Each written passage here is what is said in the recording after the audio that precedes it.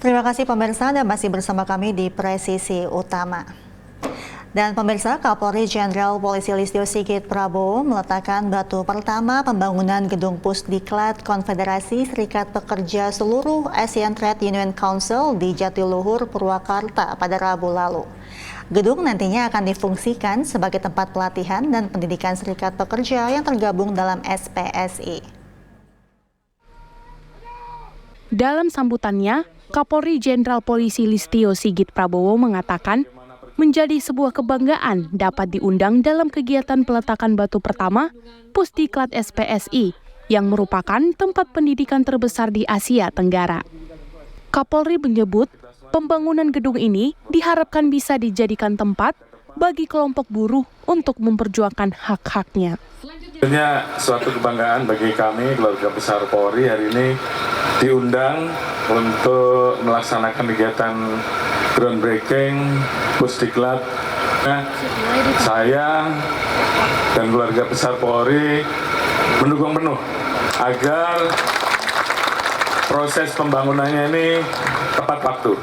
Apalagi kami tahu bagaimana perjuangan teman-teman Presiden, seluruh serikat pekerja dan serikat buruh, serta perjuangan teman-teman semua dalam memperjuangkan hak-hak buruh. Dan saya kira gedung ini menjadi salah satu tempat yang tentunya akan terus bisa digunakan untuk terus memperjuangkan hak-hak buruh seluruh Indonesia. Gedung Pusdiklat SPSI didesain 5 lantai. Tersedia kelas pelatihan, perpustakaan digital, ruang olahraga, dan musola.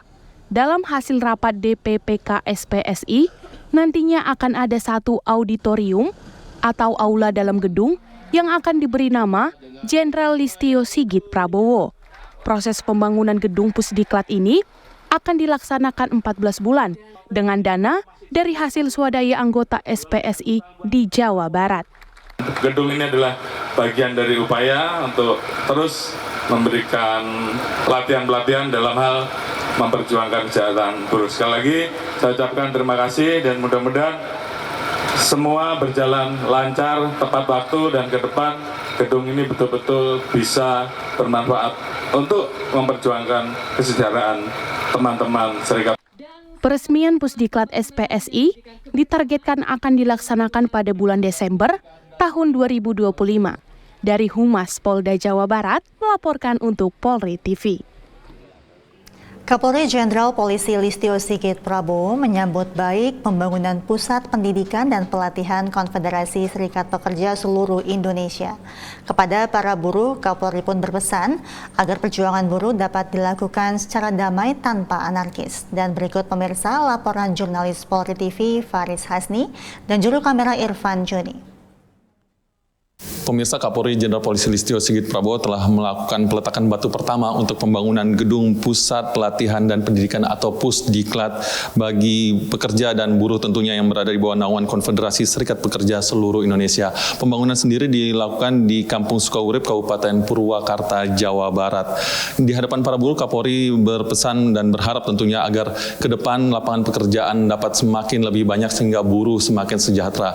Kapolri juga mengaku mendukung upaya para buruh untuk meraih dan berjuang meraih kesejahteraannya, namun dengan syarat bahwa perjuangan dapat dilakukan sesuai dengan aturan dan tidak anarkis. Dan pemirsa, berikut keterangan Kapolri Jenderal Polisi Listio Sigit Prabowo.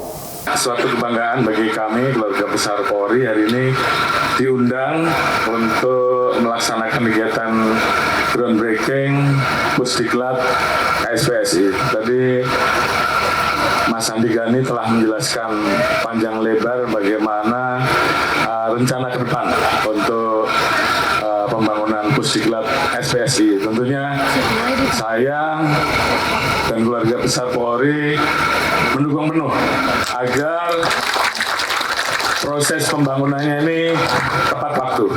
Apalagi kami tahu bagaimana perjuangan teman-teman Presiden, seluruh serikat pekerja dan serikat buruh, serta perjuangan teman-teman semua dalam memperjuangkan hak-hak buruh. Dan saya kira gedung ini menjadi salah satu tempat yang tentunya akan terus bisa digunakan untuk terus memperjuangkan hak-hak buruh seluruh Indonesia.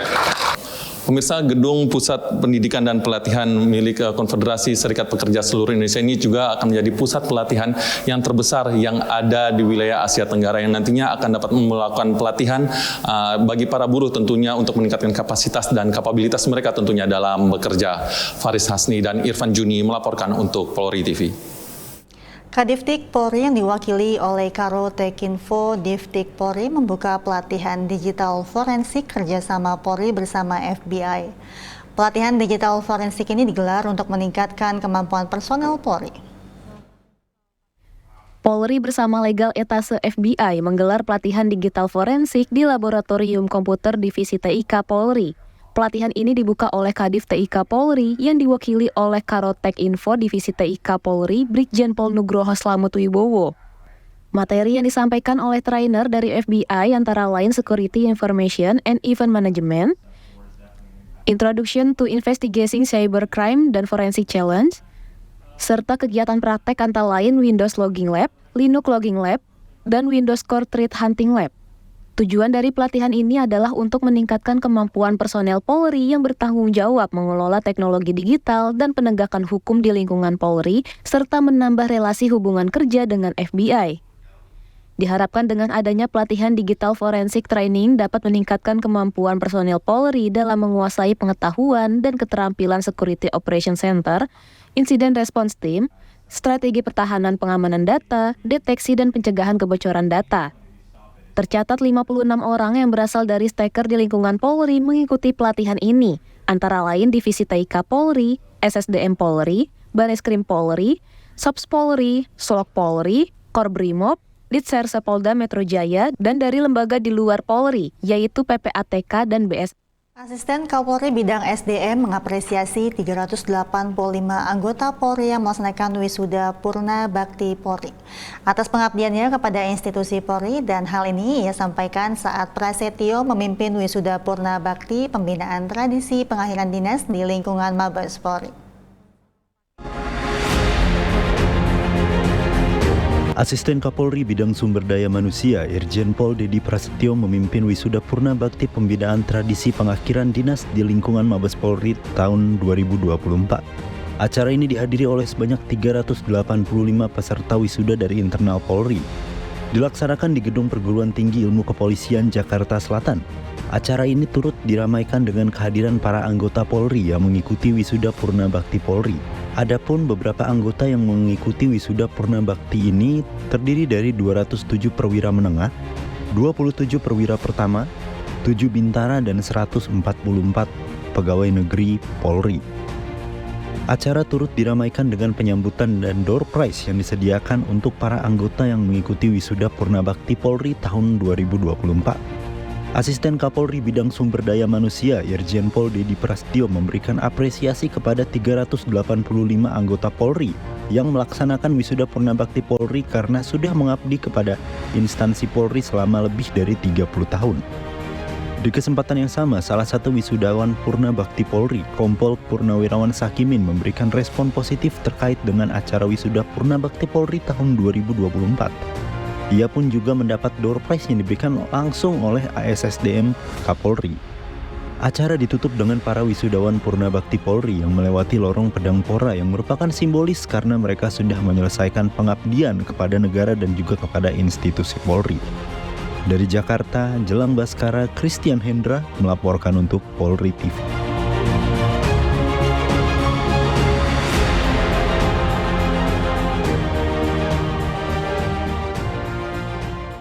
Informasi lainnya pemirsa, Polda Nusa Tenggara Barat menggelar apel pasukan di halaman kantor Bupati Lombok Timur. Apel dipimpin langsung oleh Kapolda NTB Irjen Pol R. Umar Faruk ini menekankan pentingnya menjaga keamanan dan ketertiban selama proses Pilkada serentak tahun 2024 di Lombok Timur.